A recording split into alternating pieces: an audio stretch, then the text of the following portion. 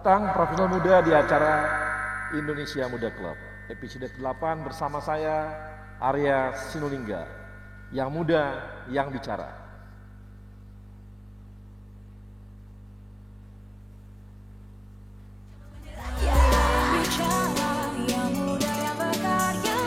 Profesional muda BUMN bisa apa? Aku siap untuk berinovasi. Aku bisa melawan arus untuk kebaikan bangsa. Aku bisa membuat perubahan. Aku bisa bekerja dengan jujur dan independen. Aku bisa memajukan bangsa dengan kreativitas.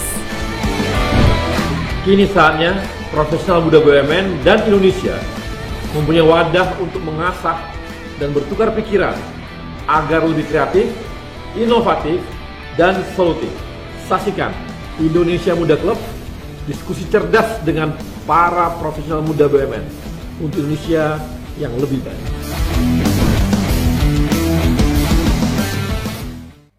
Ya, ini teman-teman, hari ini kita menarik banget karena bicara mengenai investasi. Kita tahu ya bahwa kita ini profesional, ya, profesional.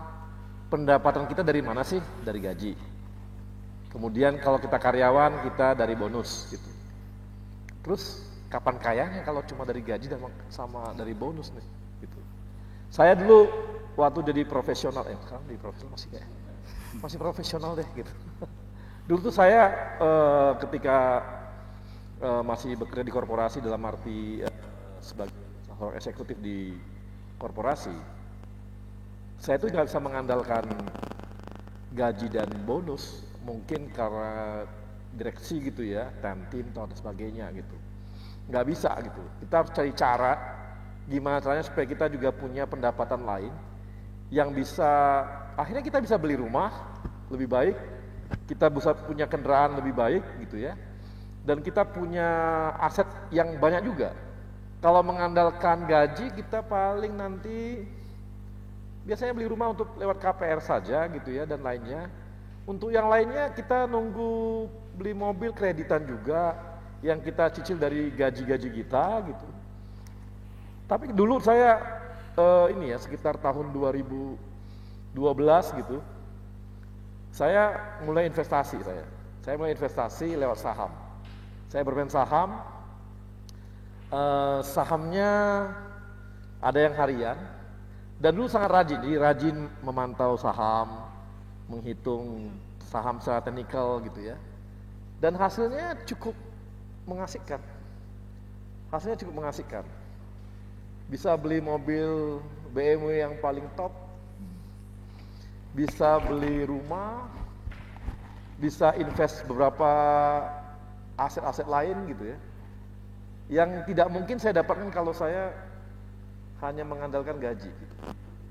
Nggak mungkin, saya nggak bisa dapat sesuatu yang saya pakai, mobil saya pakai dan sebagainya dengan hanya gaji gitu. Dan semuanya adalah lewat investasi. Makanya saya sangat percaya kalau tanpa kita bermain investasi, ini berat bagi kita untuk dapat aset bagus gitu ya, punya rumah baik, oke lah dan sebagainya. Dan itu saya rasa jadi impian banyak orang gitu. Dan hari ini kita akan diskusi banyak mengenai investasi karena kami melihat juga di sini di Indonesia Muda Club bahwa kalau kawan-kawan profesional muda, sejak awal sudah mulai belajar investasi, yakin saja pasti hasilnya nanti pada saat Anda usia 30-an atau 40-an, itu Anda sudah mulai bisa, awalnya kan kita menanam lah gitu ya, bisa panen gitu. Memetik hasilnya. Ada panen gitu ya, ada panen sesuatu gitu. Nah nanti ini kita akan ditemani oleh 4 orang yang jagoan investasi, jagoan juga nanti berbagai investasi bisa kita tanyakan. Dan ini sangat menarik karena nanti berbagai macam investasi akan kita lihat nanti. Dan ini saya ditemenin oleh ada 4 orang yang bersama-sama kita. Yang pertama adalah Aldi Adrian Hartanto. Selamat sore Aldi ya. Sore Bang. Nah, Aldi ini adalah VP of Investment MBI Ventures, dia di Telkom, dia pernah juga di GM of Investment di Silicon Valley, kemudian kuliah di University New South Wales ya, Sempat back sini. sempat di sana, kemudian Sampurna University. Kemudian saya temani juga oleh Florencia Jenny, ada di online mungkin ya. Nah ini ada Florencia. Florencia adalah founder dan owner di Nonaku Design Indonesia. Dia juga junior auditor di Ernst & Young dan pernah jadi juara wirausaha muda mandiri. Selamat sore Florencia. Halo, sore Pak. Oke, kemudian saya ditemani juga oleh Ayu Pratiwi. Ayu Pratiwi ini adalah VP Consumer Loan Bank Mandiri. Mana Ayu Mbak? Nah, ada Ayu sebelah saya. Ya, sore banget ya. Ya, Ayu ini nanti akan banyak cerita mengenai bagaimana investasi di properti. Kemudian yang terakhir saya ditemani juga dengan kawan kita Ricky Juliandi. Ada Ricky? Ya, Ricky adalah Head of Product Development and Marketing BNI Sekuritas, EVP Risk Management Panin Sekuritas juga pernah. Nah ini nanti Ricky akan banyak cerita mengenai investasi di surat berharga dan sebagainya, mungkin bisa cerita nanti ini. Dan kita langsung saja, yang pertama Ricky ya. Rick, ini kan kita punya 1,4 juta karyawan BUMN. 60%-nya adalah milenial. Nah ini kira-kira Ricky bisa berbagi nggak? Kira-kira apa yang bisa teman-teman milenial bagikan atau juga dapatkan dari sebuah investasi? Dan juga kasih gambaran kira-kira investasi ini gimana ceritanya gitu. Silakan Rick. Oke, jadi Bang, total investor di Indonesia itu sekarang sudah lebih dari 3,3 juta. Itu 70%-nya posisi Juni itu memang didominasi sama milenial. Jadi di bawah 40 tahun ke bawah. Nah, teman-teman milenial ini, investor muda ini memang instrumen yang mereka sukai itu ada di reksadana dan juga saham secara langsung. Nah, itu memang instrumen yang cocok sih untuk usia-usia muda. Jadi dari reksadana sendiri itu sebenarnya produk atau instrumen investasi yang sangat entry point ya. Karena kalau kita tahu reksadana itu memang dikelola oleh perusahaan aset manajemen, ada fund manajernya yang mengatur strategi investasi di sana. Jadi teman-teman investor muda itu ketika invest di reksadana bisa sambil belajar. Jadi memahami bagaimana cara si fund manager itu mengelola produknya. Kemudian untuk yang di saham sendiri itu juga peningkatannya cukup lumayan di saham. Jadi investor-investor muda itu karena pembelian di saham itu kan minimum 100.000 sudah bisa. Jadi sangat murah, bisa langsung eksekusi karena real time dan likuiditasnya juga cepat. Jadi jual hari ini, 2 hari kemudian dananya bisa ditarik. Jadi tadi berapa jumlah orang milenial Rick yang sudah masuk di investasi saham? Sekitar 70% Bang. 70% itu di saham dan mereka saham reksadana. Ya? Jadi dari 3,3 juta. Oke, rata-rata mereka berinvestasi berapa ya? Kenapa Bang? Berinvestasi berapa besar? Macam-macam Bang. Jadi mungkin secara average bisa mulai dari 10 ya. Rata-rata. Karena mereka staging mulai masuk dikit-dikit dulu belajar, nanti lama-lama ditingkatin sama teman-teman muda itu. Yang sudah masuk ke permainan saham atau dana reksadana ini kira-kira sudah berapa juta orang ya dari kaum milenial Indonesia? Kalau yang reksadana itu 20% kayaknya Pak. 20%. Cukup banyak juga ya? Lumayan Pak. Karena ekosistem reksadana sendiri cukup meningkat signifikan ya Bang. Karena ada fintech yang jual. Kalau dulu kan memang cuma di sekuritas atau agen penjual. Jadi kalau sekarang kan sudah bisa dibeli di fintech atau mungkin di beberapa e-commerce juga sudah bisa. Oke, jadi sekarang sepertinya nih ya saham sudah retail aja gitu ya. Jadi lebih gampang untuk belinya atau dana reksa juga gampang belinya karena udah retail gitu ya. Betul. Itu mereka udah pakai online apa semuanya bank-bank sekarang udah menyediakan juga untuk dana reksa sekuritas ya, artinya dana reksa yang bisa beli online atau bisa lewat apa gitu untuk beli saham? Kalau saham itu memang real time ya Bang ya. Jadi pakai aplikasi yang udah disediakan di masing-masing sekuritas gitu. Ya. Jadi memang bisa langsung transaksi jual beli. Reksadana juga sekarang sudah begitu Bang. Maksudnya, ya. Jadi bisa kita monitor secara mobile. Nggak perlu pakai agen lagi atau masih pakai agen? Kenapa Bang? Masih pakai agen? Ya, pakai handphone bisa, pakai laptop bisa, aplikasinya agen, banyak. agen artinya broker. Gimana Bang? Ada yang pakai broker juga? Masih ada yang broker, cuman kalau yang broker itu biasanya lebih ke nasabah yang agak punya besar ya? kesibukan tinggi gitu ya Bang. Ya. Okay. Masih bisa telepon ke brokernya. Oke. Nah ini tapi artinya ada peningkatan dong ya, ada peningkatan dari teman-teman milenial untuk masuk di investasi saham dan investasi dana reksa gitu ya. Gimana Bang? Mungkin ini ada yang Suaranya. Apakah sekarang ini sudah banyak ada peningkatan dari milenial kita Indonesia untuk berinvestasi di saham dan di dana reksa gitu? Reksadana ya betul Bang. Peningkatannya signifikan.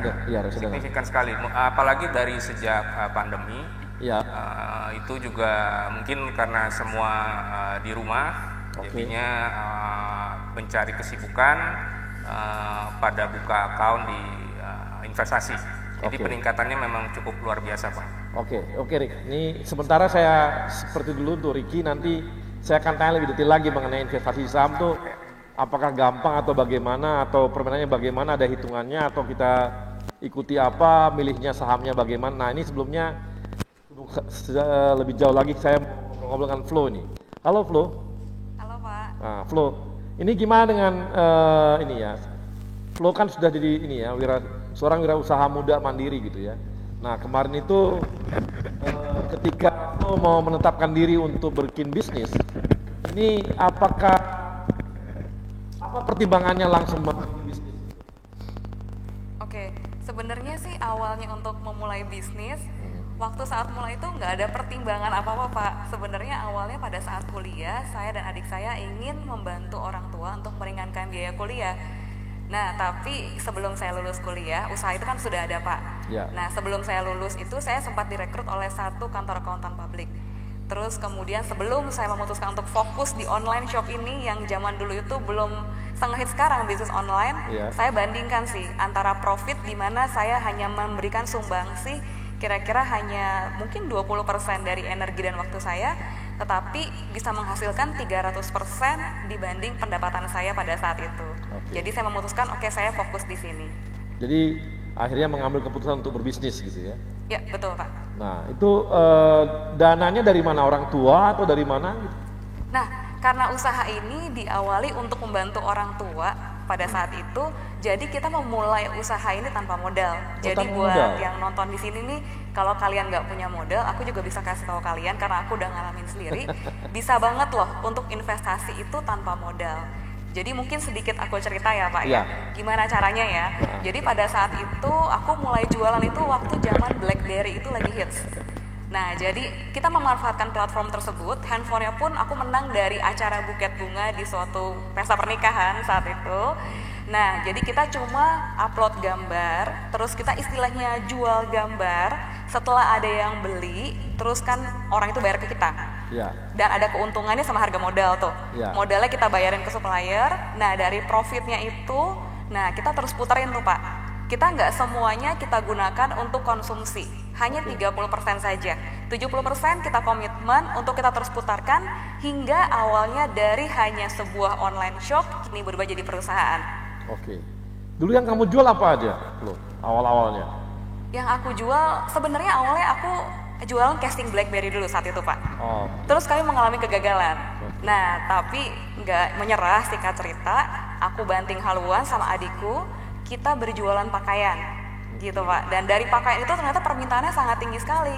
Kita menjual pakaian dengan brand non-aku signature, di mana menyediakan produk yang murah berkualitas bagi rakyat Indonesia. Kamu bikin brand sendiri atau produk sendiri atau dibuat juga brandnya brand sendiri? Brand sendiri Pak. Produknya bikin sendiri atau ke luar? pada awalnya, pada saat kita nggak punya modal dan hanya mengumpulkan modal, kita merisel barang orang lain, Pak, menjual kembali barang orang lain. Nah, setelah kita komitmen tuh, dananya 70% keuntungan kita terus putarkan, kita bisa produksi sendiri, Pak. Dan brand kita semakin besar, bahkan kita juga ada lini B2B di mana kita bisa produksikan untuk orang lain juga. Jadi sekarang bisnis kamu apa aja, Flo? Bisnis aku sekarang ada yang pakaian nih, yang non-aku signature sekarang, ada B2C dan B2B, kemudian kita juga udah merambah ke packaging, kita juga sudah mulai merambah ke non-aku foods, terus kita juga mulai merambah ke seperti misalkan kayak kemasan-kemasan, baju bridesmaid, dan sebagainya, Pak. Oh gitu, jadi udah berkembangnya banyak banget ya? Karena mulai di usia muda itu, Pak, jadi kita banyak waktu untuk kita bisa coba ini, coba itu, coba ini, kalau gagal belajar gitu loh, Pak. Nah, kalau untuk yang B2B kamu jualannya gimana? Apa yang kamu jual? Pakaian dinas atau apa gitu? Seragam atau gimana? Kalau untuk B2B, kita itu ada beberapa jasa yang kita belikan. Yang pertama adalah kita juga mengedukasi reseller kita untuk bisa menjual produk tanpa modal. Karena kita sudah ngerasain gimana rasanya nggak punya modal tapi kita ingin dapat profit. Kita ajarin yang pertama, itu namanya reseller dropshipper. Yang kedua, kita itu ada relabel. Nah, kita tahu banget zaman sekarang millennials banyak banget orang-orang yang punya passion di bidang fashion tapi dananya terbatas. Jadi kita mengizinkan label brand kita yang gantiin sendiri dengan gratis untuk brand orang lain. Bahkan department store pun juga mengambil jasa kita seperti itu. Jadi kualitas kita sudah terbukti. Dan yang ketiga, kita juga ada jasa produksi, Pak. Jadi kita bisa memproduksikan desain dari customer dan kita akan lock desain tersebut. Kita juga nggak akan produksi untuk kita ataupun future customer, Pak. Oke. Nah, sekarang kamu udah berapa kapasitas produksinya untuk pakaian? Kalau untuk pakaian sih per minggu kita udah sampai 5.000 sih, Pak. Setiap minggu 5.000? Iya. Kita juga ada bantu produksi APD juga, masker juga kalau di new normalnya sih, Pak. Oh, sampai jual APD juga? Iya. Mungkin aku boleh cerita lagi nih, Pak. Jadi kan Nanti. Oke. Seru nih soalnya. Ini Flo-nya nggak sabar. Flo nggak sabar dia untuk semangat bisnisnya gitu. Oke, baik. Kawan-kawan profesional muda, kita akan kembali setelah yang satu ini.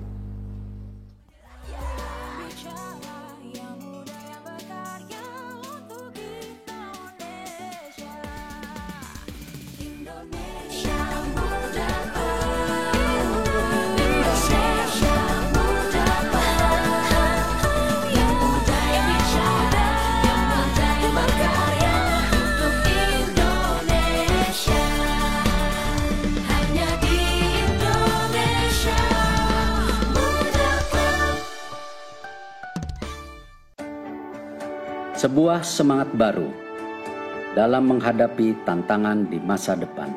Kementerian BUMN dan seluruh BUMN di negeri ini terus bekerja keras untuk meningkatkan nilai ekonomi dan sosial demi kepentingan masyarakat luas. Melalui inovasi model bisnis yang akan mendorong mesin pertumbuhan dan kepemimpinan teknologi agar siap menghadapi perubahan.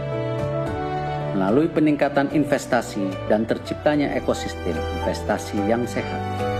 Pengembangan talenta adalah kunci agar BUMN siap bersaing secara global. Semua ini hanya untuk negara dan bangsa, untuk Indonesia. Semangat baru ini kini hadir dengan wajah baru, dengan bentuk visual yang terinspirasi semangat inovasi dalam pemanfaatan teknologi. Dalam komposisi yang menggambarkan semangat kolaborasi, membentuk inisial institusi kebanggaan kami, bersanding dengan lambang negara Indonesia tercinta, Garuda Pancasila.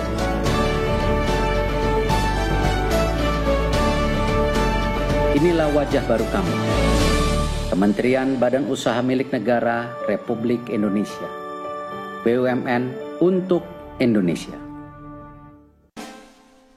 Ya pemirsa, inilah Edgar si tukang belanja online. Baru beli sneakers nih ya. Edgar ambil HP tuh. Edgar nemu jaket ternyata gercep sekali mau bayar dia. Ya, saldo elektroniknya kurang saudara-saudara. Edgar mulai top up dan sold out karena Edgar terlalu lama. Lu sih berisik. Ribet amat belanja online, debitin aja pakai Mandiri. Hah? Debit Mandiri bisa buat belanja online? Caranya? Gampang kok. Pilih bayar pakai debit, masukkan nomor kartu, masa berlaku, CVV di belakang kartu, dan kode OTP yang lo terima. Kok aku nggak terima kode OTP-nya? Gak masalah, gak semua toko online butuh OTP.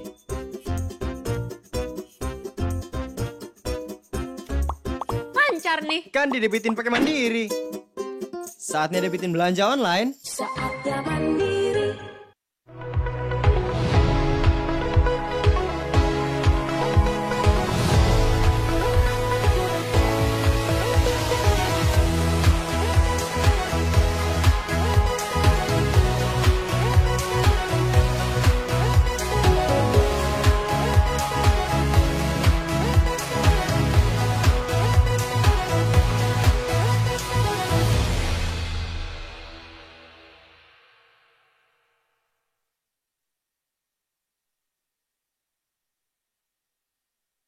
Profesional muda, kita kembali lagi dan kita saat ini kita mau ngobrol-ngobrol dengan Mbak Ayu. Mbak Ayu adalah VP Consumer Loan di Mandiri. Mbak, ini gimana mengenai investasi di properti itu gimana ceritanya? Ya, kalau tadi kan Ricky sudah menceritakan kalau profesional muda itu ingin berinvestasi kan bisa tuh melalui reksadana, saham, kemudian juga tadi Flo juga menyampaikan cerita usahanya dia gitu kan ya.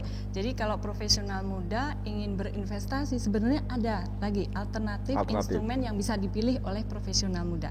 Salah satunya dengan berinvestasi melalui properti.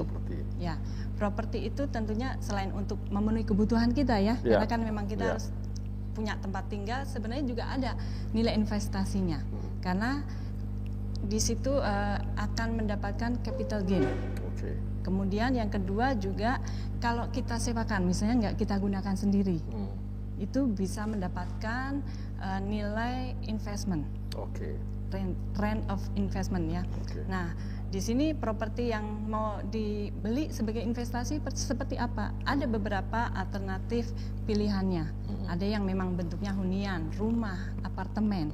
Kemudian juga yang sifatnya komersial, misalnya ruko, rukan, kemudian Soho, kemudian juga office, kios, atau bahkan yang hanya berupa lahan ya. Profesional muda mau seperti apa nih bentuk investasinya dalam bentuk properti tersebut.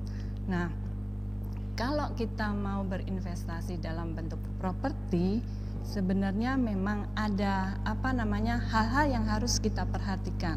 Misalnya lokasinya, ya tentu lokasi sangat berpengaruh terhadap nanti nilai investasi kita.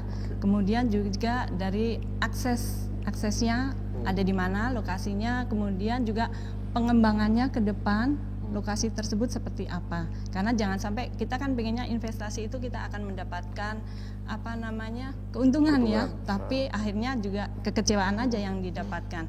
Jadi benar-benar memang harus selektif untuk menentukan properti yang mau kita pilih. Ya, dan kalau saham, reksadana memang sifatnya liquid, tapi kalau untuk properti itu memang jangka panjang ya, kecenderungannya jangka panjang karena memang dia tidak bersifat liquid. Kalau kita misalnya membutuhkan dana cash dalam waktu cepat ya butuh waktu lah ya, karena untuk menguangkan menjual lagi ataupun dialihkan ke pihak yang lain. Tapi kalau dari sisi keamanannya justru jauh lebih aman. Iya, untuk jangka panjang dan apalagi kondisi sekarang nih Bang Arya. Turun nggak mungkin ya? Sejarahnya nggak ada ya harga properti turun. Kalau saham turun gitu. Karena fluktuatif ya, tergantung kondisi market. Nanti Ricky marah itu, tapi nggak apa-apa, terus aja.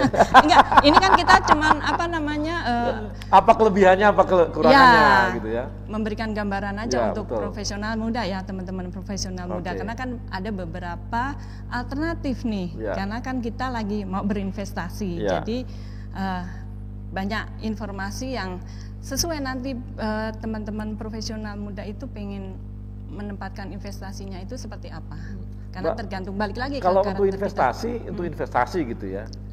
Itu apakah lebih enak kita beli properti hunian dan disewakan, atau properti hunian dijadikan tempat kos-kosan? Atau kita beli tempat kos-kosan atau beli apartemen untuk tempat kos-kosan juga? Nah, Tergantung lokasinya. Tergantung lokasinya. Jadi kalau misalnya lingkungannya itu perkantoran ataupun tempat sekolah. Nah, kalau kita kos-kosan kan sebenarnya bisa lebih banyak kamarnya kan. Tapi kalau apartemen kan cuma satu per unit. Betul. Jadi balik lagi, kalau apartemen memang kecenderungannya dia misalnya di daerah yang lebih prime, itu mungkin untuk contohnya dia target marketnya untuk ekspat. Jadi bisa harga sewanya tinggi, baik, gitu. Jauh lebih tinggi. Dan balik lagi kondisi lagi apartemennya seperti apa, fasilitasnya. Ya, jadi tergantung lokasi di mana propertinya itu berada, baik itu berupa apartemen ataupun landed house landed house yang kita buat sebagai kos-kosan. Sebagai kos-kosan gitu ya. Nah, tapi banyak orang ya, dia beli investasi, beli rumah, tapi akhirnya rumahnya nggak disewain gitu. Sayang nggak itu? Dia hanya berharap gainnya dapat dari capital gain karena kenaikan harga properti doang. Gitu. Iya, jadi hanya berharap capital gain. Iya. Nah, sebenarnya itu balik lagi pilihan ya, pilihan kita. Karena ada juga yang nggak mau deh propertiku digunakan orang lain. Tapi sebenarnya kalau cuma dibiarkan nggak dihuni sayang juga. Karena kan properti itu seperti harus ada nyawanya. Kalau nggak ada yang menghuni, nanti ada yang huni. Bisa ada kerusakan segala macam, nggak ada yang merawat. Betul. Gitu. Nah tapi Mbak, nanti saya mau ngulik nanti itu market saat ini bagaimana. Nah saya sekarang langsung ke Aldi. Ini kan kamu bisa cerita nggak mengenai bagaimana kita berinvestasi di startup atau apa sebagainya? Apakah harus pakai uang banyak atau bagaimana? Atau seperti kita ada kayak tadi itu bisnisnya Siflo aja, itu ya bisnisnya, bisnisnya ini kan Siflo. Iya, bisnis Flow saya jadi angel investment aja, gitu. Saya setor sekian gitu atau gimana? Bisa cerita?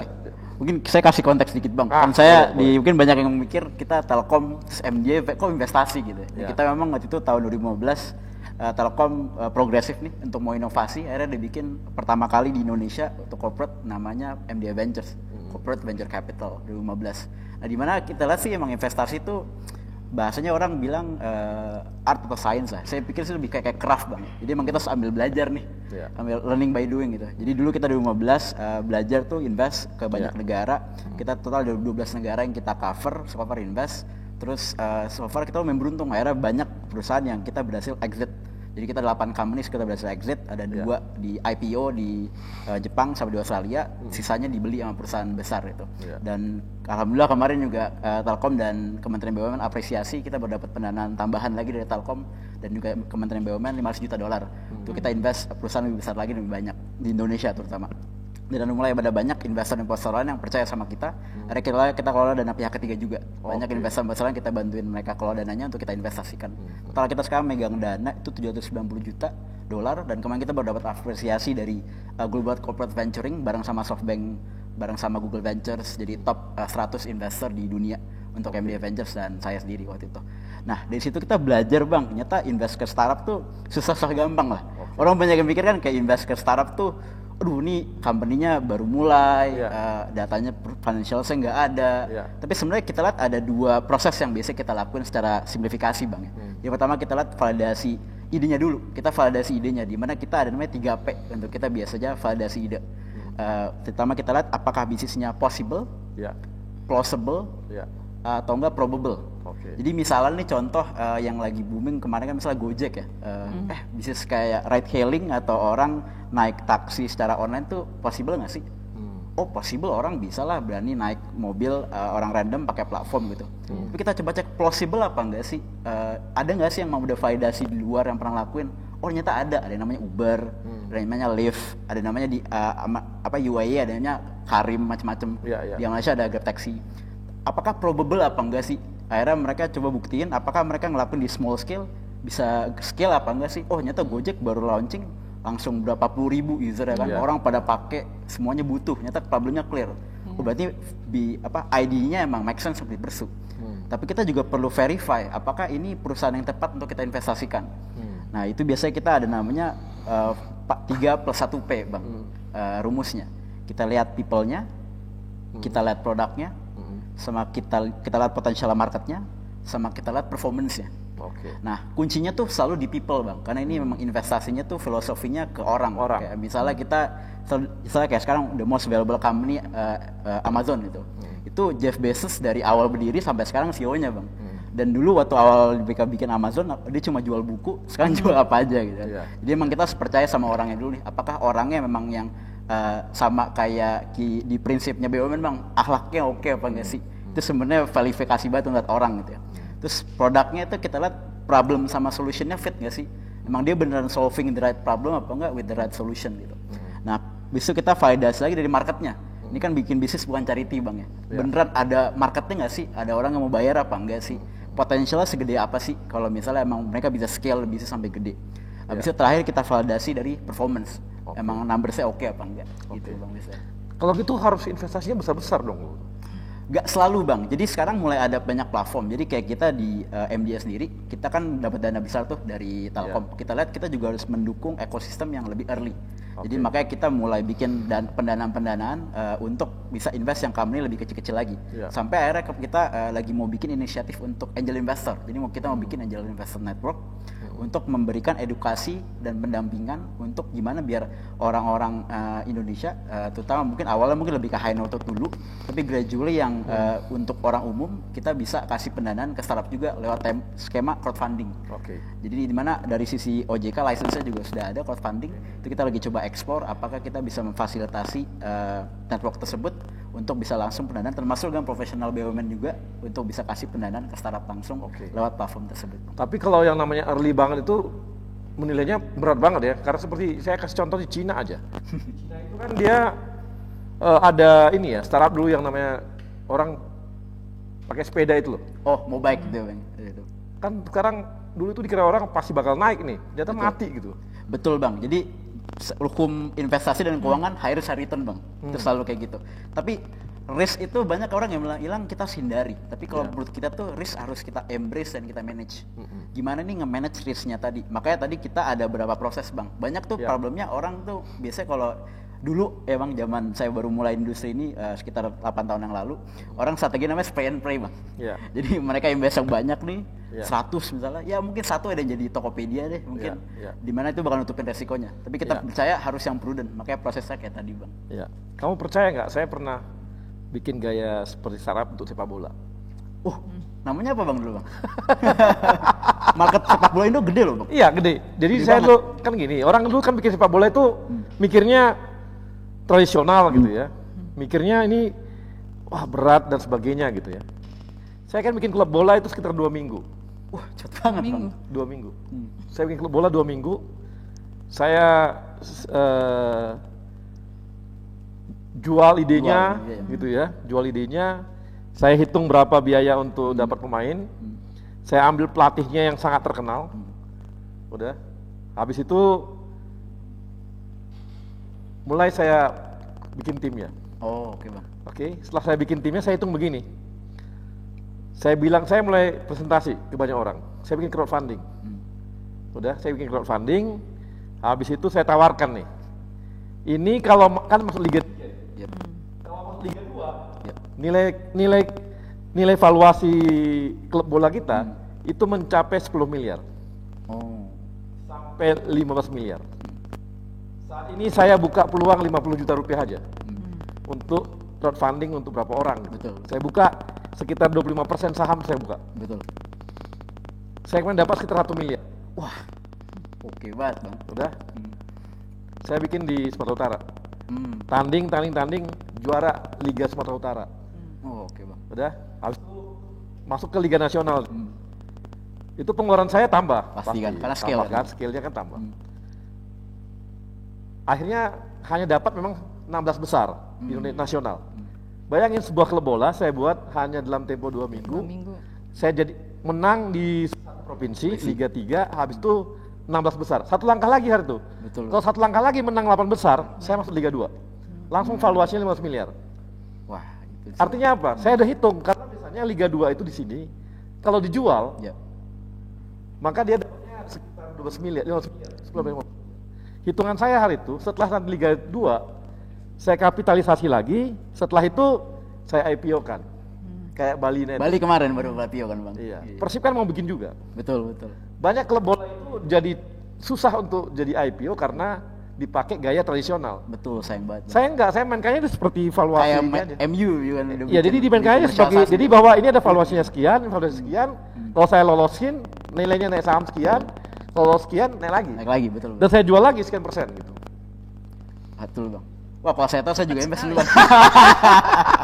Coba Pak, kita kenal dulu Bang. Jadi enggak, saya mau beritahu bahwa ternyata startup itu tidak selamanya harus jadi sebuah teknologi gitu loh. Betul, karena sebenarnya perusahaan rintisan kan sebenarnya. Iya, rintisan. Definisinya. Iya. Tapi yang bedanya, which is harus kayak Bang Arya tadi, perusahaan rintisan yang didesain untuk tumbuh cepat. Iya. Makanya kayak banyak sekarang perusahaan startup tuh nggak teknologi doang, kayak kopi kenangan. Iya. Itu kan sebenarnya coffee shop. Iya. Cuma dia memang didesain untuk tumbuh cepat, makanya bisa narik investor. Iya, memang saya kemarin tuh memang tujuannya untuk tumbuh cepat aja. Betul Bang. Dalam tempo 3 tahun 4 tahun saya masuk Liga 1. Kalau Liga 1 itu kan liga tertinggi Indonesia. Nilainya udah 30 miliar, Bos. Minimal. Dalam jangka waktu. Dalam tempo 3 tahun. 3 tahun. Atau saya lepas di IPO kan aja gitu. Jadi saya baru habis kan baru nanti bikin merchandise-nya apa semua itu kan produk habis itu. Tapi dulu saya bikin tipenya seperti itu. Nah, sekarang bikin, ada lagi yang baru bikin klub bola seperti itu. Betul Bang. Sekarang lagi booming namanya e-sport team Bang. E-sport team. Baru kemarin ada itu dia, itu juga iya. Aku juga pengen itu. Sama persis Bang sebenarnya. Aku juga pengen gitu. Nah, kalau Abang bikin saya invest Bang. Baik, profesional muda, kita kembali lagi setelah yang satu ini.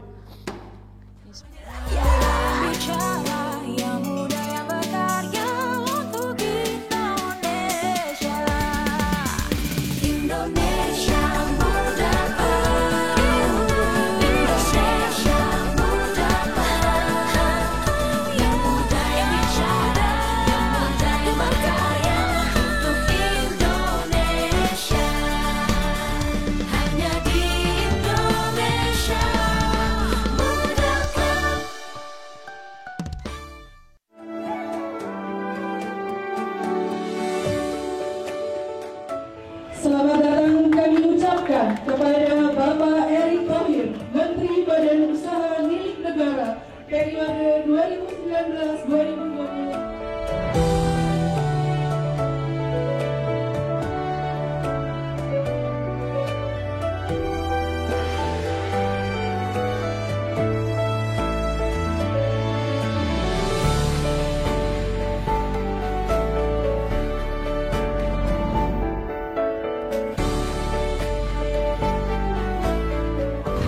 BUMN dari awal sebelum COVID ya kita melakukan 5 strategi ini.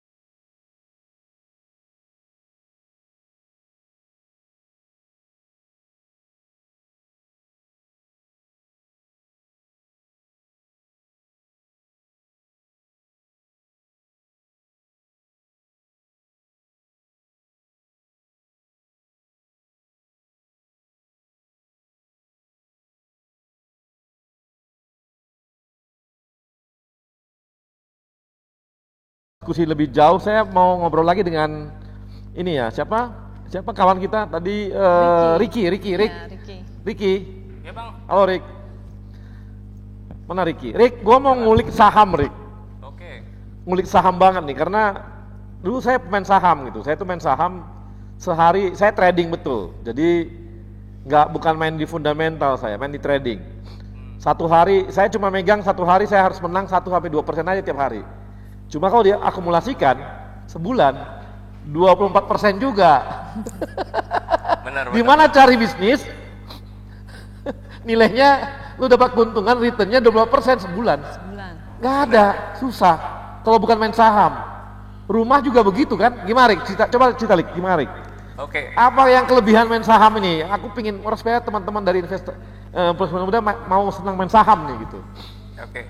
Jadi sebelum kita mereka masuk ke investasi saham itu, pertama itu kita harus pahami bahwa tadi mungkin sudah disinggung sama Aldi juga bahwa investasi itu kan ada resiko, di mana kita memanage resiko tersebut. Ya. Jadi satu teori yang saya suka, yang biasa saya bagikan juga ke teman-teman muda itu teorinya Elizabeth Warren, itu dari cash flow management, Bang. Jadi 50% dari income kita itu kita harus secure buat kebutuhan primer kita. Oke. 30%-nya lagi itu kita sisihkan untuk kepentingan pribadi kita, untuk fund-nya kita. 20% lagi itu baru untuk saving sama investment. Nah, itu harus disisihkan dari awal, bukan disisakan ya, Bang ya. Yeah. Karena tadi investasi itu ada resiko, apalagi kalau kita prefernya memang ke saham yang benar-benar high risk. Yeah. Itu dalam hitungan menit aja, misalnya kalau kita nggak siap, itu harganya bisa turun. Yeah. Nah, kembali tadi pemilihan sahamnya sendiri. Saham itu ada 700-an yang ada di Bursa Efek sekarang. Itu mulai dari fundamental itu harus kita pilih baik-baik. Saham yang benar-benar perform secara laporan keuangan, secara operasionalnya, itu bisa kita kulik di laporan keuangannya. Kemudian setelah itu kita bisa masuk ke yang namanya tadi yang Abang suka, itu analisis teknikal. Kita baca pergerakan harga sahamnya. Kapan kita harus masuk nih? Jangan sampai pas lagi tinggi-tingginya kita malah masuk.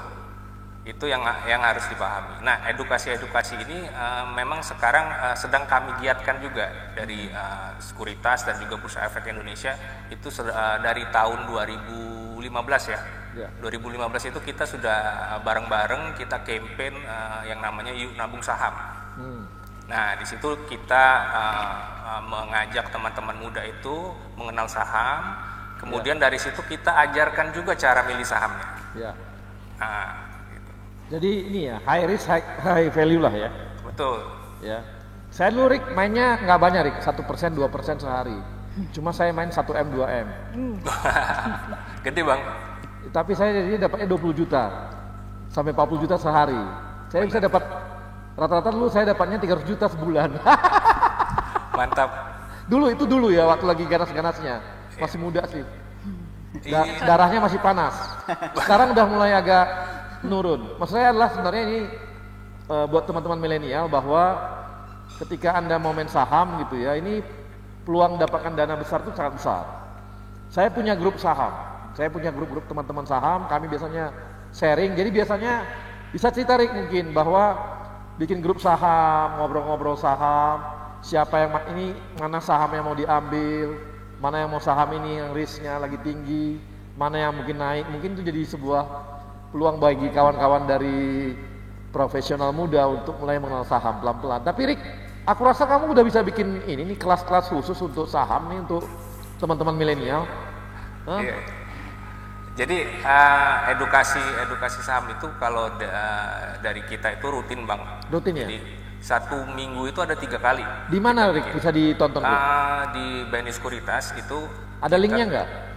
Kenapa? Pakai webinar atau gimana? Webinar, betul, webinar. Begitu mereka sudah buka buka akun saham, itu langsung kita invite. Oke, langsung di invite ya. Seminggu nah, ada 3 buat kali. kawan-kawan ini silakan masuk ke BNI Sekuritas loh. Jadi saya promosi BNI Sekuritas nih. Gak apa-apa lah.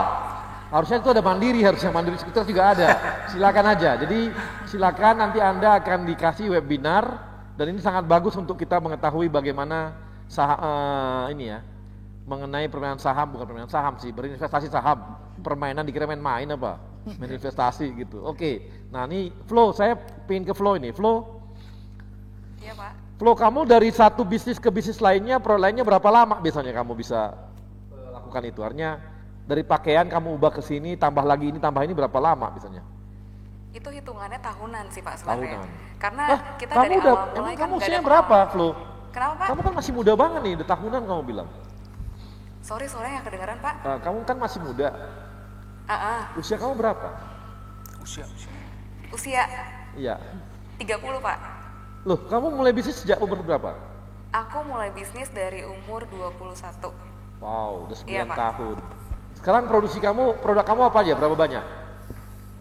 Kenapa Pak? Produk kamu berapa banyak? Produknya Pak? Iya.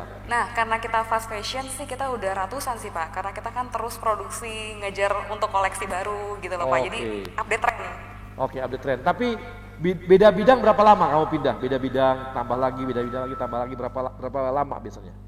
Biasanya sih kita di dalam setiap minggu pasti kita ada new arrival Pak. Oke. Enggak, untuk beda produk misalnya ada yang tekstil, ada pakaian.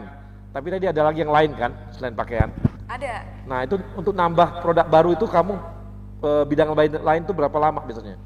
Oh, kalau untuk pindah kayak gitu sih kita ada analisa pasar dulu gitu loh Pak. Karena kan udah pernah ada pengalaman jatuh bangunnya dari awal mulai gitu kan Pak ya. Jadi sekarang kita nggak mau gegabah sih. Jadi kita mungkin untuk ngeriset dulu minimal 1 bulan sih Pak. Kalau untuk produk yang baru ya. Jadi tetap akan melakukan riset dulu sebelum masuk ke pasar baru, ke satu produk baru ataupun jenis baru ya di bisnis gitu ya? Iya betul Pak. Oke, jadi kamu lihat marketnya sejauh mana. Nah ini dengan pandemi gini bagaimana? Pandemi seperti ini Pak? Iya. Nah jadi sih kita kan puji Tuhan nih dari online, sekarang kita ada punya 3 offline store Pak, ada cabang juga ya. Dari awalnya hanya online shop, jadi makanya ini investasinya jangan diremehkan kalau misalkan hanya di online shop aja misalkan ya. Nah waktu lagi awal pandemi ini pastinya kita kena dampak Pak. Bahkan pernah 1 hari di salah satu branch kita itu penjualannya benar-benar nol. Pokoknya singkat cerita akhirnya kita coba relevan dengan kebutuhan zaman, itu kuncinya sih. Karena kan kita juga nggak pengen banget mencat karyawan dan puji Tuhan non aku nggak ada pecat satupun karyawan, THR kita juga on time ke semua karyawan. Nah caranya gimana? Kita relevan dengan zaman, kita mengeluarkan produk yang dibutuhkan oleh zaman. Karena kekuatan kita di pakaian, jadi kita memproduksi masker Pak. Kita maskernya kita kondisikan ada juga yang masker fashion. Bahkan sebelum pemerintah melakukan gerakan pakai masker, kita sudah mensosialisasikan dulu gerakan pakai masker. Terus kita juga produksi APD. Nah sejak kita berubah pivot gitu Pak, mengikuti relevansi zaman, karena ini juga butuh kecepatan ya dan ketepatan, penjualan kita dalam 1 minggu langsung naik langsung di atas 10.000 pieces. Untuk masker aja gitu loh Pak. Jadi relevansi itu salah satu kunci sih Pak. Relevansi terhadap kondisi market betul satu fungsi ya, satu kunci gitu ya. Iya betul. Nah sekarang kapitalisasinya kalian udah berapa kapitalisasinya bisnisnya? Pingin tahu aja, pingin tahu. Nilai kapitalisasinya udah berapa, Flo? Nilai kapitalisasi sih kita sekarang udah di atas 4,5 miliar sih Pak. Dari yang tanpa modal itu sih. Tanpa modal itu ya. Oke, makasih Flo. Nah, Mbak Ayu ini kan kita tahu nih banyak juga pengembang itu memainkan harga propertinya gitu. Jadi dia naikkan dulu harga properti gitu ya. Naik tertinggi, habis itu setelah kita beli itu properti jatuh gitu. Apalagi setelah habis tuh rumahnya gitu. Nah, sekarang kan kondisi aku udah pernah kejadian tuh. Sampai sekarang tuh harganya sama aja. Aku beli 4 tahun lalu. Harganya segitu juga.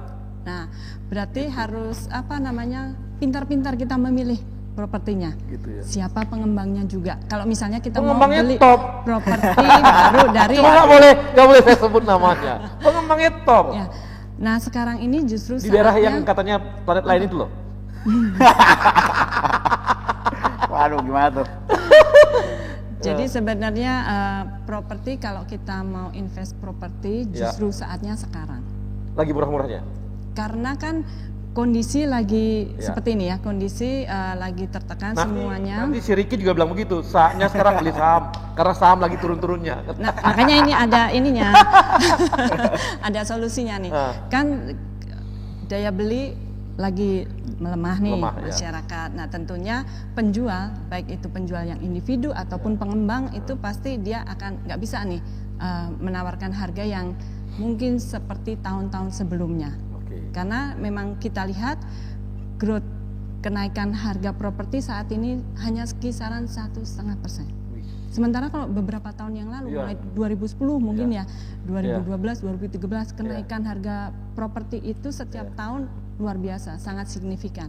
Nah sekarang kan agak tertekan, jadi properti tahun berapa ya? 2012 tuh 2011 tuh. Nah itu lagi 2,5 M, habis itu lagi baru 2 tahun itu langsung 6 M loh. Setelah itu stuck sampai sekarang. Iya, tapi tetap sudah dapat capital gain dong, gitu kan. Nah justru sekarang nih invest di properti. Terus PBU tuh bang, di PBU. Ya, tapi cash is the king bros. Nah ini yang penting. Justru itu cash is the king. Kalau ada properti, orang BU tutup. Langsung beli gitu. Nah itulah cash is the king. Ya, saat itu kita mengontrol semua ini gitu market gitu. Nah, jadi selain untuk beli properti nih, misalnya kita juga pengen untuk investasi yang lain, pakai fasilitas. Pembiayaan. Jadi kan harusnya kalau beli properti kan 100% nih bayar cash. Nah, kalau kita pakai fasilitas pembiayaan dari bank, KPR contohnya misalnya, berarti hanya menyediakan down payment dan biaya KPR. Sehingga kan down payment sangat ringan sekarang, mulai 5%. Oh 5% ya? Iya. Oh 5%? Hanya 5%. Kita beli kalau gitu mulai besok. Sehingga 95% yang harusnya kita bayarkan ke penjual bisa kita alokasikan untuk investasi yang lain. Jadi kita ini jadi momentum untuk beli karena ada bisa pakai pembiayaan gitu ya. Iya. Menarik juga nih. Daerah mana Mbak yang paling menarik saat ini? Saya juga mau dengar tuh bang. Makanya jangan bilang banyak dong, kita pengen. Nanti kita offline aja. Offline aja. Siap. Oke, nah Aldi gimana nih? Kalau sekarang peluang Indonesia gitu ya di saat seperti sekarang ini dengan kondisi corona gitu dengan startup tuh gimana nih peluang kita? Nah kita pasti ngeliat ada dua mata uang lah, ada dua mata koin lah. Ada challenges, ada opportunity. Challengesnya pasti tadi mungkin seperti mention juga pasti banyak yang lagi susah nih karena kan ekonomi lagi turun, apalagi krisis sekarang tuh agak unik ya. Jadi saya kan dia trickle down, jadi perusahaan yang gede dulu yang susah, baru yang kecil. Ini yang kecil dulu yang susah, baru yang gede. Karena diawali dari krisis kesehatan. Betul.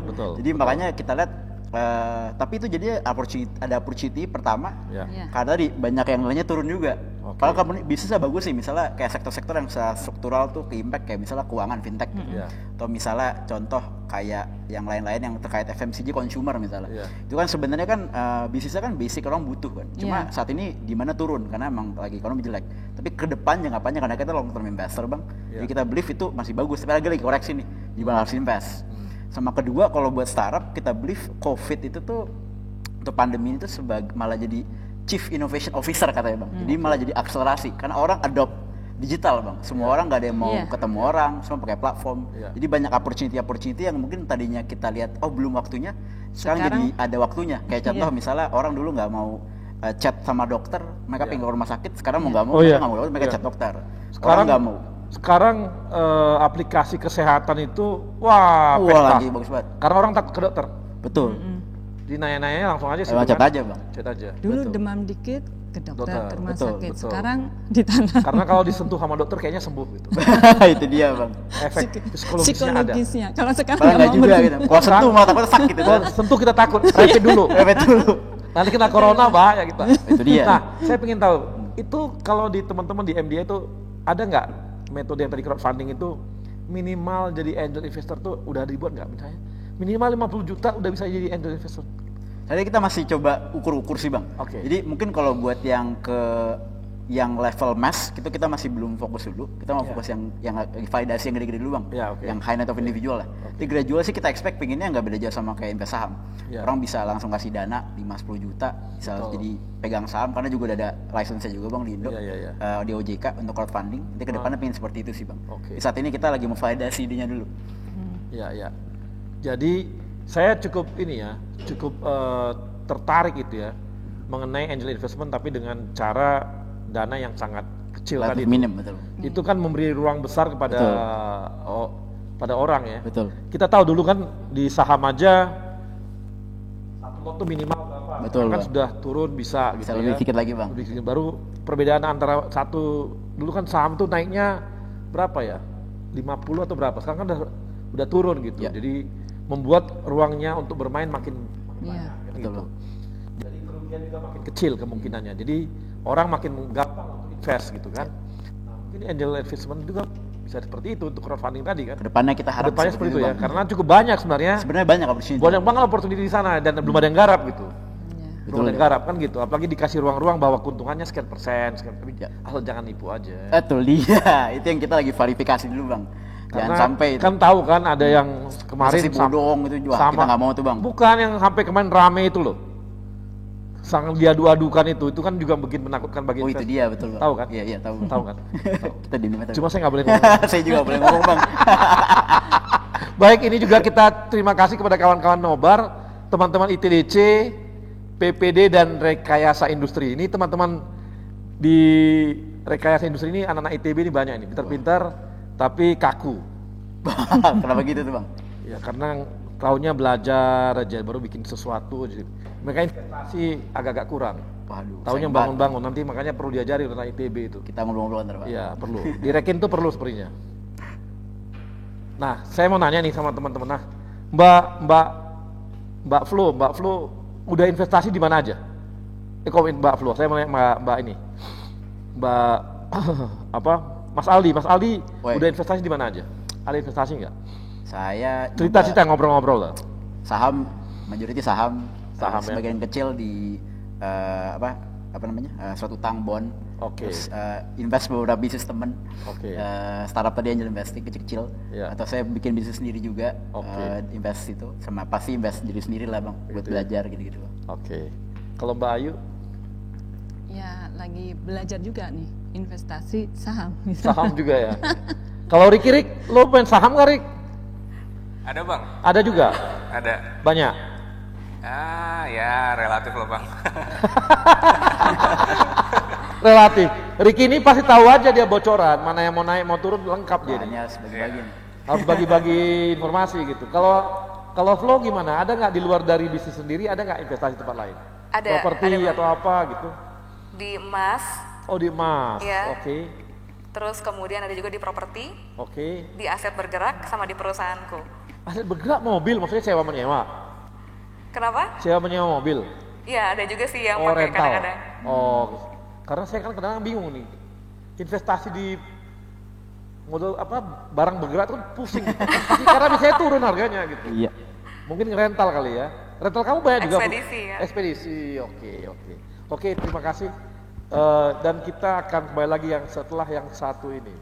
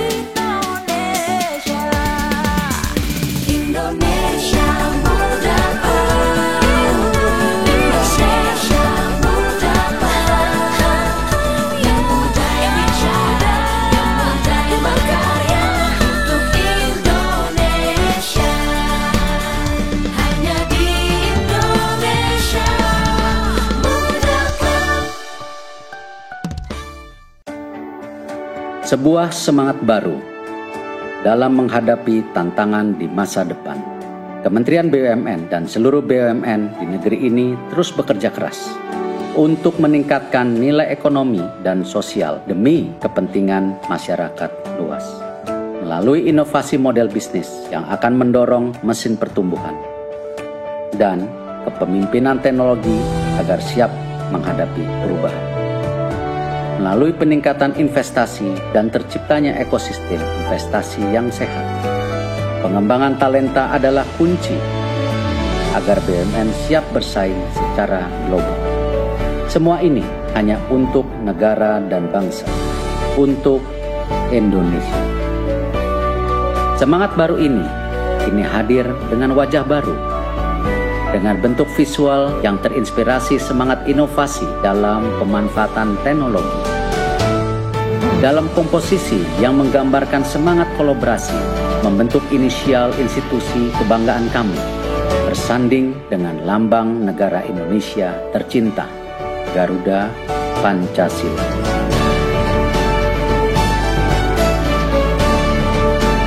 Inilah wajah baru kami, Kementerian Badan Usaha Milik Negara Republik Indonesia, BUMN untuk Indonesia. Ya pemirsa, inilah Edgar si tukang belanja online. Baru beli sneakers nih ya. Edgar ambil HP tuh. Edgar nemu jaket ternyata gercep sekali mau bayar dia. Ya, saldo elektroniknya kurang saudara-saudara. Edgar mulai top up dan sold out karena Edgar terlalu lama. Lu sih berisik. Ribet amat belanja online? Debitin aja pakai Mandiri. Hah? Debit Mandiri bisa buat belanja online? Caranya? Gampang kok. Pilih bayar pakai debit, masukkan nomor kartu, masa berlaku, CVV di belakang kartu, dan kode OTP yang lo terima. Kok aku nggak terima kode OTP-nya? Gak masalah, gak semua toko online butuh OTP.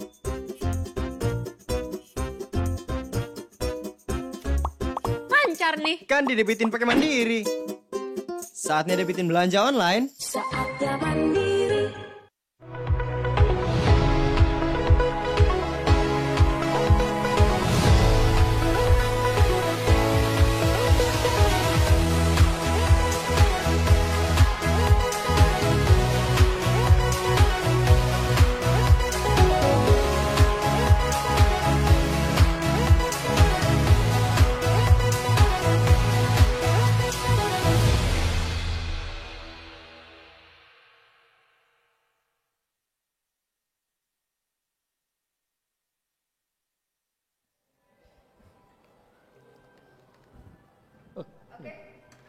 Sorry, Profesor muda copot ini ya.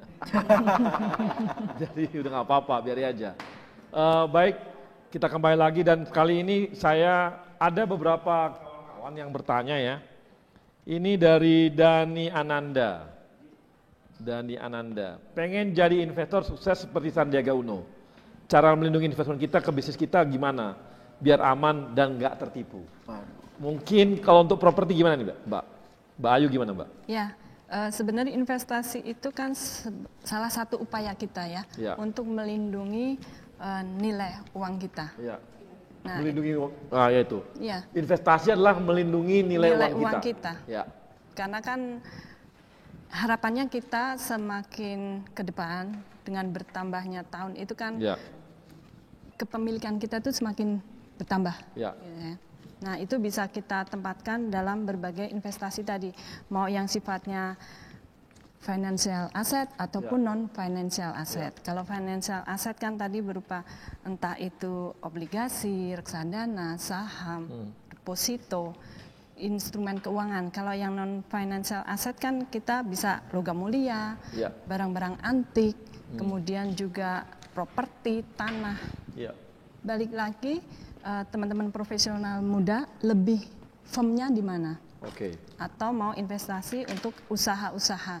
Semua itu ya harapannya bisa memberikan manfaat, karena namanya investasi kita tentu ingin mendapatkan manfaat yang lebih dari apa yang kita investasikan tersebut. Nah, ini kawan-kawan jadi penting ya. Karena kalau uang Anda itu Anda tidak investasikan, maka sebenarnya nilainya bakal turun. Ya. Karena kena inflasi. Nah, kalau kita kena inflasi artinya 1 miliar sekarang 2 tahun lagi dipegang terus, itu nilainya akan turun. Iya. Kalau ditabung doang di dalam tabungan, karena bunganya di sekarang rendah. tabungan lebih kecil daripada inflasi, maka dia juga akan ikut turun juga. Ya. Maka yang paling aman ya memang investasi. Betul. Untuk melindungi. Nah, tapi untuk melindungi supaya aman, nah saya mau tanya nih sama Ricky. Ricky, gimana supaya mengamankan investasi di saham? Mengamankan? Iya. Oke, jadi investor itu ada profil risikonya, Bang. Ya. Jadi sesuai dengan karakteristik tipe-tipe investornya. Jadi Ya. sebelum mereka invest biasanya ada kuesioner Ya. yang menentukan mereka itu levelnya di mana? Apakah konservatif, Ya. apakah moderat, atau dia termasuk yang agresif. Nah, kemudian terkait yang yang konservatif tadi, mereka bisa masuk ke instrumen-instrumen seperti reksadana pasar uang yang less volatile.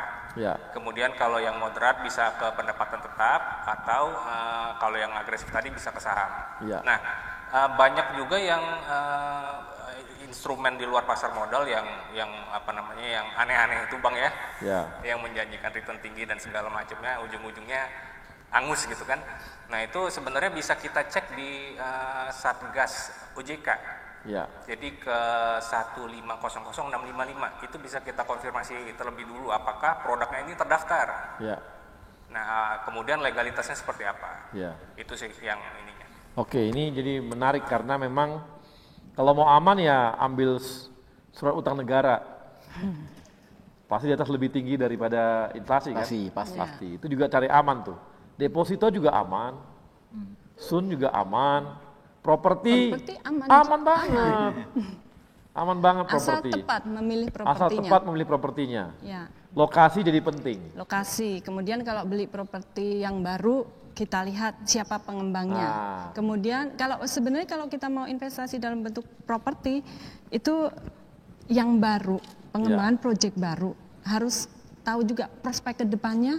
Pengembangan wilayah tersebut seperti apa? Betul. Karena itu tentu akan memberikan pengaruh pengaruh terhadap capital gain yang kita harapkan dengan berinvestasi di properti tersebut. Oke, ini Mbak saya punya 4 amplop. Teman-teman bisa pilih. Saya kasih ke Aldi dulu. Aldi pilih nomor berapa, Di? 1, 2, 3, 4? 1 dong. 1 ya. Wah, Aldi pilih 1 langsung. Ini ada pertanyaan, Di. Nah, ini truth and dare. Sebut, kamu pilih yang mana? Truth aja. Oke, sebutkan satu saham yang tidak layak dibeli. Harus sebut merek berarti nih. Waduh. Bingung. Bumi. Kagak naik-naik, Bang. Kagak naik-naik. Udah 4 tahun. Bumi. Saya nggak nyangkut.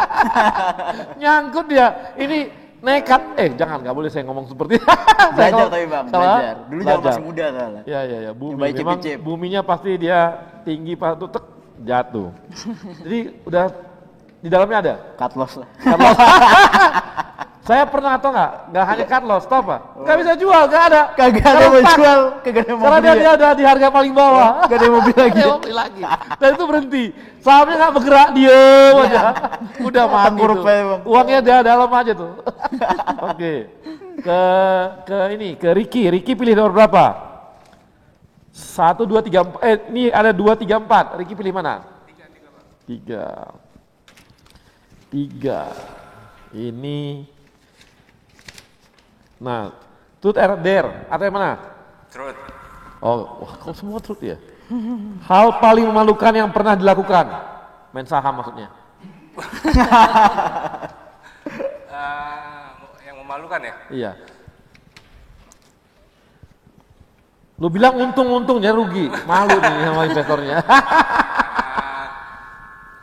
Mungkin nahan rugi sampai dengan 50%. Nahan rugi sampai 50% ya? Betul, saya nggak cepat cut loss waktu itu. Nggak cepat cut loss ya? Jadi kamu ini ya, tahan, mudah-mudahan gitu ya? Betul. Berdoa. Sabar.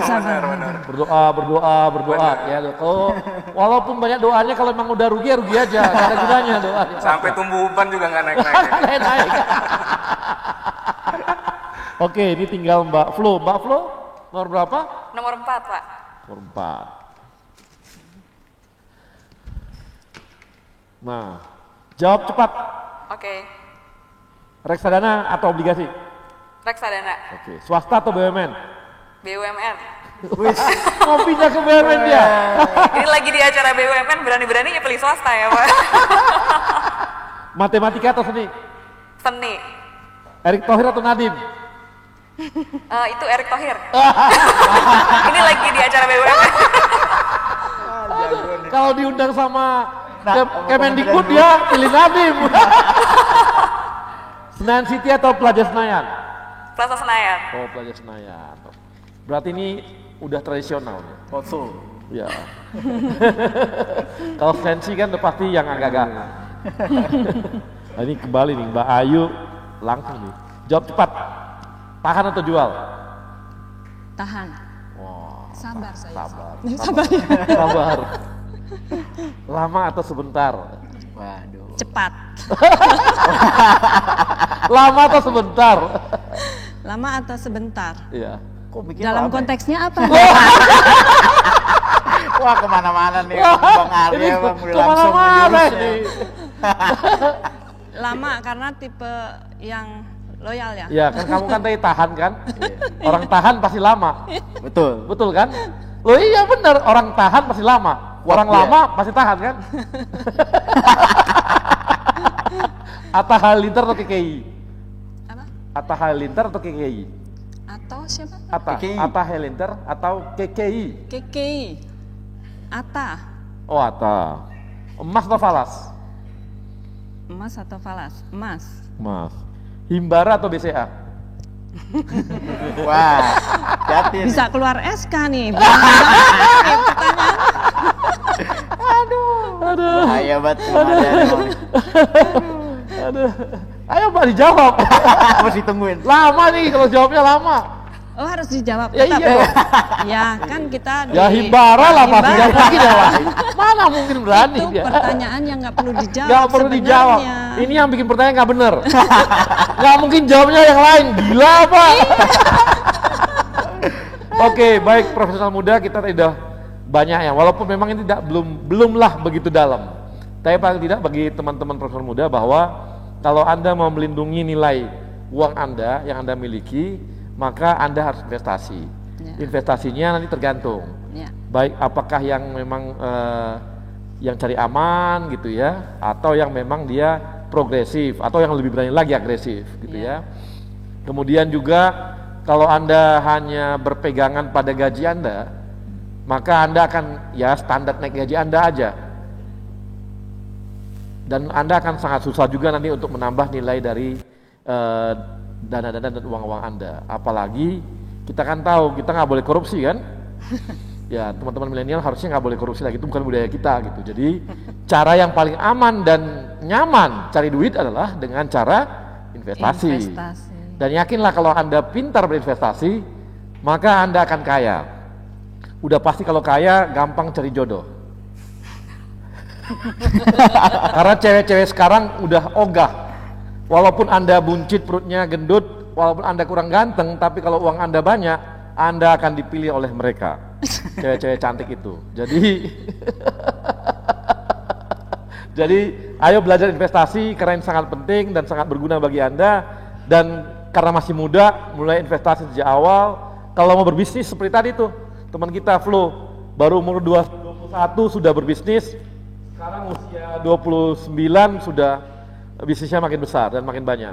Dan kami juga menyampaikan terima kasih ke sponsor kita, ada Bank Mandiri, kemudian ada ASDP Indonesia Ferry, kemudian Pegadaian, dan terakhir teman-teman PNM. Dan tidak lupa juga kepada Yayasan BUMN yang tetap mendukung dan mensupport Indonesia Muda Club. Sampai ketemu di episode mendatang. Terima kasih.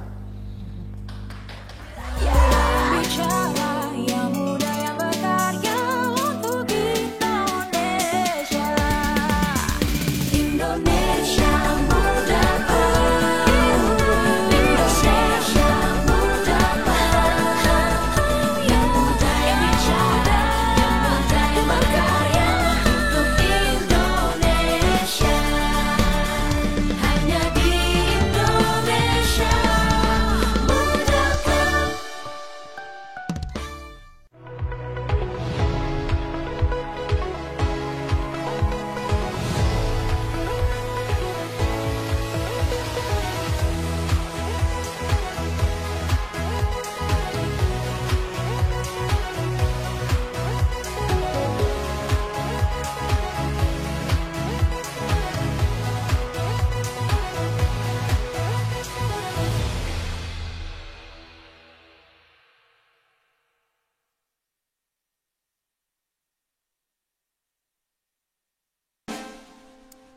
Pemirsa, inilah Edgar si tukang belanja online. Baru beli sneakers nih ya. Edgar ambil HP tuh. Edgar nemu jaket ternyata gercep sekali mau bayar dia. Ya, saldo elektroniknya kurang saudara-saudara. Edgar mulai top up dan sold out karena Edgar terlalu lama. Lu sih berisik. Ribet amat belanja online? Debitin aja pakai Mandiri. Hah? Debit Mandiri bisa buat belanja online? Caranya? Gampang kok. Pilih bayar pakai debit, masukkan nomor kartu, masa berlaku, CVV di belakang kartu, dan kode OTP yang lo terima. Kok aku nggak terima kode OTP-nya? Gak masalah, gak semua toko online butuh OTP.